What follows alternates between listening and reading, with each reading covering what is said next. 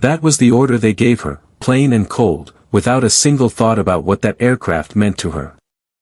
They didn't ask about the memories stitched into every dent of its fuselage or the lives it had saved when she was the one at the controls. No, they just saw numbers, fuel costs, maintenance reports. No brass band welcomed her. No commanding officer extended a hand. Just a logistics officer with a clipboard muttering, "Sign this. You're late." As if she were nothing more than another form to process. She didn't respond. She just took the pen. 12 years in the air and this was how it ended. She had crossed 3 continents. Flown thousands of hours, and carried both cargo and human souls through hell itself. She had seen skies lit by tracer fire, sandstorms that swallowed entire valleys. And faces of soldiers who had whispered, "Thank you," with lips trembling from fear and relief. And yet here she was, grounded not by enemy fire but by bureaucracy. Her new assignment. Not a cockpit. Not another mission. A scrapyard. The orders were clear: oversee the retirement of several old airframes. Among them, the A-10 Thunderbolt II, the Warthog. Her Warthog. Maybe the engines make it to a museum. Dana didn't even blink. Her eyes stayed locked on the A-10. "This one still flies," she said quietly. The kid laughed. "Ma'am, no offense. But command doesn't care if it flies. They care if it costs." She didn't argue. What was the point? Instead, she asked, "Can I see inside?" The tech shifted uncomfortably. They said no personnel access. "She's tagged for teardown." Dana slowly opened her jacket, revealing her pilot wings. Not as a boast, but as quiet defiance. "I'll be careful," she said. The cockpit smelled of sun-baked oil, old leather, and dust. The instruments were layered in grit, but they were still there: stick, rudder, altimeter. And tucked beneath the seat, still wrapped in its yellowed plastic sleeve, was her old flight log. Her handwriting still marked the pages. She brushed her fingers across the controls like she was touching the face of an old friend. "She's not done," Dana whispered. But no one cared. Not command, not logistics. Not the young hotshot pilots who dismissed her as "ma'am," like she was someone's mom instead of someone who had once flown them through hell. That night, in the cafeteria, she sat alone while 2 junior officers laughed loudly over their powdered mash and pasta. "Did you see the relic they parked out back? Thing belongs in a museum. I heard they brought in some staff sergeant to babysit it. Maybe she flew it back when radios had dials." Laughter. Dana didn't react. She just chewed silently, staring at the wall. Refusing to give them the satisfaction. Instead, she thought of her last mission, an evac gone sideways, a sandstorm tearing apart visibility, one engine out, blood pooling on the bay floor. And a young soldier who had whispered, "Thank you," with trembling lips as she carried him out alive. She wasn't chasing medals. She wasn't trying to be a hero. But she would not be erased. The next morning, she laced her boots and jogged the perimeter, her rhythm steady, breath sharp, past the hangars and the empty runway. She stopped when she saw the colonel yelling at a mechanic. No clearance for legacy aircraft on active duty lines. That includes the Warthog. Don't make me write you up. The mechanic caught Dana's eye and gave her a quiet nod of sympathy. The colonel turned. "Sergeant Royce, your orders are clear. The A-10 is scheduled for dismantling. I don't want to hear any more sentimental nonsense. You've been reassigned. Act like it." Dana stood her ground. She didn't salute. Not out of rebellion, but because the conversation didn't deserve it. "Yes, sir," she said. He scoffed. "You flew once. Let the new pilots handle the skies now. That's not your place anymore." Then he turned and walked away before she could answer. Not that she would have. Not yet. Because the skies were quiet that day. But deep down, Dana knew. The call would come. And when it did, she would be ready, even if nobody believed it.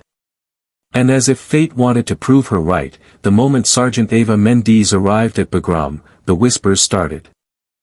She wasn't some rookie desperate to prove herself. She had hundreds of logged hours, more than most of the pilots strutting across the base. But here, none of that mattered. Here, she wasn't a pilot. She wasn't a warrior. She was just the woman assigned to retire the A-10. To put a war legend out to pasture. Command called it an assignment. Ava knew it was a burial. But in the dim hangar, forgotten by almost everyone, she saw the A-10 differently. Dust covered its skin, its paint dulled under the Afghan sun, but its titanium heart still pulsed. The GAU-8 Avenger gun still gleamed faintly, its battered fuselage still whispered of battle survived. This wasn't a relic. This was a survivor, like her. So she worked. At dawn, while others slept. She was under the bird-tightening bolts with her bare hands, cleaning intakes, restoring life into what others thought was dead. At night, when the hangars emptied, she stayed, memorizing manuals. Recalibrating outdated systems, sourcing parts nobody cared about. She flew simulators in secret, running combat drills, preparing, not because anyone asked her to. But because she felt something in her bones. She was training for a fight nobody saw coming.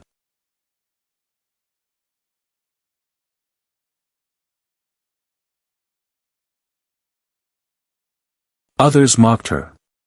Command ignored her. One morning, Lieutenant Cross leaned against the hangar door, smirking. You know that thing's being scrapped, right? Not restored. You're basically waxing a coffin. Ava didn't look up. He pushed again. We don't need a museum piece. And we sure don't need someone playing pretend under the wings. Leave combat to those who actually fly. She closed the panel, wiped her hands clean, and looked him straight in the eye. You done? He smirked. Guess you'll find out soon enough. And soon enough came faster than anyone imagined. The briefing that afternoon was tense.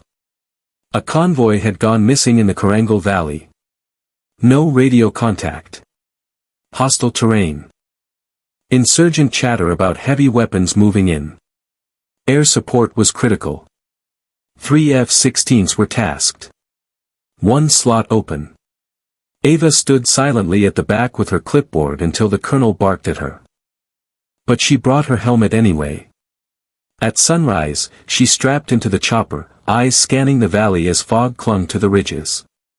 Then the ambush struck, RPG fire from the treeline. Explosions ripping the sky apart, a chopper spiraling out of control, screams flooding the comms. She saw the kill zone forming. Trucks pinned, soldiers panicking. The F-16s were too high, too far. And then it hit her. Only one bird could thread that canyon low and dirty enough to save them. Only one bird had been waiting, fueled and armed, silent but alive. The A-10. Get me back to base. But her eyes didn't flinch. I've logged 850 hours on that platform. She's ready. I know what she can do. If anyone can fly her through that canyon, it's me. He radioed command. Ava never heard the reply. She was already planning the flight path in her head, her mind racing even as her pulse stayed steady. Through the mountains, low and fast, one run, one shot, no hesitation. She was motionless, half swallowed by shadow, the dim perimeter lights of the air base flickering just enough to silhouette her outline. Her cap tilted low, hiding her expression. But nothing could mask the way her eyes burned forward, fixed on the silent hulk before her. Ava Hunt had been standing there for over 20 minutes, arms crossed tightly over her chest. Saying nothing, revealing nothing. To the casual eye, she might have looked like she was simply watching the sunset, a soldier lost in thought. But in truth, every breath was a calculation. Every faint sound, the hiss of hydraulics bleeding off pressure, the clang of a wrench dropped by some mechanic. The barked command from a sergeant across the flight line, slipped away against the rhythm pounding inside her head. Because just 20 yards in front of her, covered in oil streaks, chipped paint, and stamped with a decommission order like a scarlet letter, sat the A-10 Warthog. The last fully functional one left in this corner of the base. Grounded. Stripped of honor. Tagged for parts. Declared obsolete.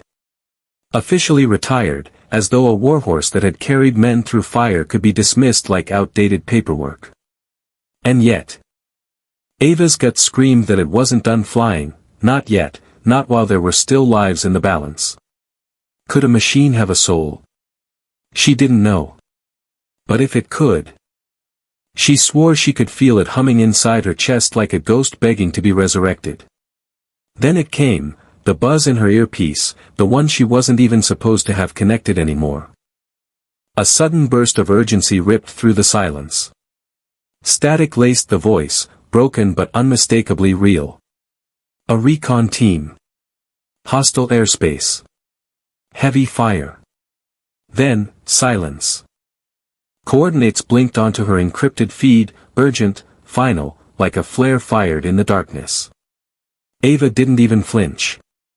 She knew what that meant, there was no available air support. Leaving everyone else with a blanket order, stand down. No mission. No authorization. No plan. Just waiting. But out there, men were dying. And here, just yards away, sat the one bird capable of turning the tide, intact, forgotten, patient as a relic waiting for its moment. She didn't run. She didn't shout. She simply moved. One boot crunched softly against the concrete, then another, and another. Her steps were deliberate, not slow, not rushed, but steady, like she was already halfway inside the cockpit.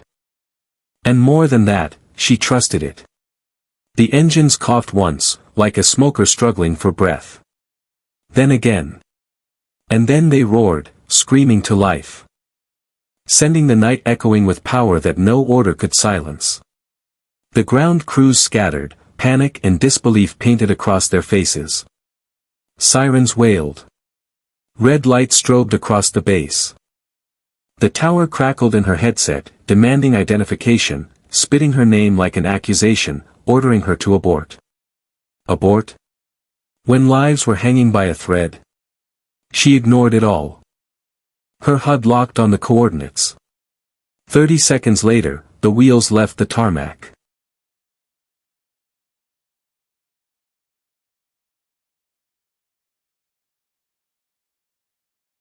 No clearance, and no backup. Was it bravery? Defiance? Maybe it was both, or maybe it was simply the one undeniable truth, it was the right thing to do. And the moment her shadow crossed the ridgeline, it had never been built for elegance. It was a sledgehammer, brutal and unrelenting. But in Ava's hands, it danced like a predator unleashed, like it had been waiting years for her to return. Chaos filled the radio waves. Voices from the recon team, broken, desperate, fading into static. Smoke. Gunfire. A collapsed ridge pinning them in the valley. Not just trapped, hunted. Ava flipped the HUD and found them, glowing faintly in infrared like heat ghosts calling out for salvation. At least 3. Maybe more. There was no time for hesitation. No time for backup. No one even knew she was coming. That meant no rules, no chains, no hesitation. She opened the weapons panel. The systems moaned in protest, half locked out, some uncalibrated, the ordnance incomplete. But she didn't need everything. She just needed what worked. The first 30mm burst ripped through the valley like thunder splitting the heavens. The lead vehicle disintegrated, metal shredded like paper. For a heartbeat. The world froze, and then came the screams. Not radio static. Not ghosts. Real screams from the ambushers below, their surprise attack unraveling in fire and fury. Ava yanked the bird into a steep climb, rolled it, and dove again, unleashing another devastating burst. Fire bloomed across the hillside. One of the recon soldiers broke over the comms. His voice cracked and raw. Just a single word, Angel. She didn't reply. She didn't have to. Another vehicle exploded, then another. The valley shook. The Warthog bucked under the recoil. But Ava was locked in, her nerves fused to the controls, riding the beast like it was part of her own body. A missile streaked past her left wing, too late, too wide. But she had no countermeasures left. If the next one found its mark, she was finished. Did that stop her? Not for a second. She dove into the canyon so tight the walls scraped her wings. Stone sparking against metal. And then, she saw them. The recon team, 3 of them dragging a 4th, bloodied and barely hanging on. They waved desperately, their faces a mix of terror and awe. The kind of raw gratitude only those at death's edge can feel. Ava leveled out, teeth clenched, and unleashed a final round of suppressive fire that lit the valley in blinding flame. And just like that, the nightmare was over. The silence afterward was crushing. The Warthog limped home on one engine, scorched and torn, metal hanging loose like battered armor. Every scar proof of what it had just endured. Ava never once looked back. Past midnight, her wheels kissed the runway like a ghost returning to flesh. No one moved at first. The ground crews stood frozen, stunned, eyes wide, as if they'd just watched a miracle descend from the night. Then one man ran. Then another. By the time Ava popped the canopy, half the base was gathered, silent, reverent. And at the front, red-faced, jacket half-buttoned, eyes blazing, stood the base commander. "What the hell do you think you were doing?" he barked. She didn't answer. She didn't need to. She pulled off her helmet, handed it to him like it was nothing, climbed down. But because one of the rescued soldiers had streamed part of the mission. The Pentagon had seen it, the impossible canyon dive, the shredded bird limping home. Careers were collapsing by noon. By dusk.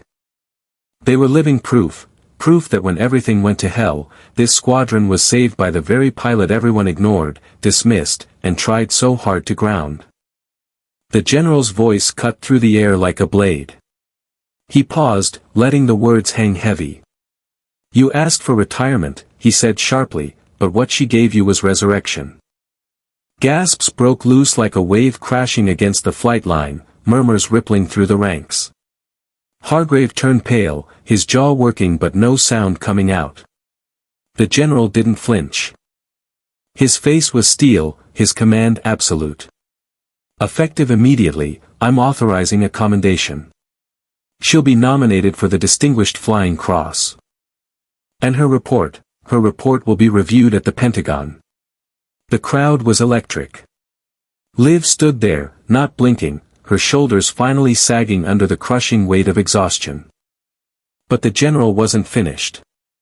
He turned on his heel, eyes locking on Colonel Hargrove like a missile zeroing in on target. "And Colonel," he barked. Voice sharp enough to make even veterans shift uneasily, "will also be reviewing the command decisions that led to this pilot being grounded in the first place. Actions have consequences, especially those that almost cost American lives." The words hit harder than artillery fire. Hargrove couldn't respond. He couldn't even lift his head. The squadron. Every last one of them, had stopped looking at him. Their eyes, wide, stunned, awed, were locked on her. By evening, the story had already spread far beyond the base. Pilots across divisions were replaying the radio chatter, studying black box telemetry, dissecting how in God's name she had pulled off an impossible maneuver in a crippled Warthog no one believed in. A journalist embedded at the base typed the headline that would burn across the internet before midnight: grounded to fail, then she flew the ghost of the skies straight through hell. That night, Liv sat alone by the runway.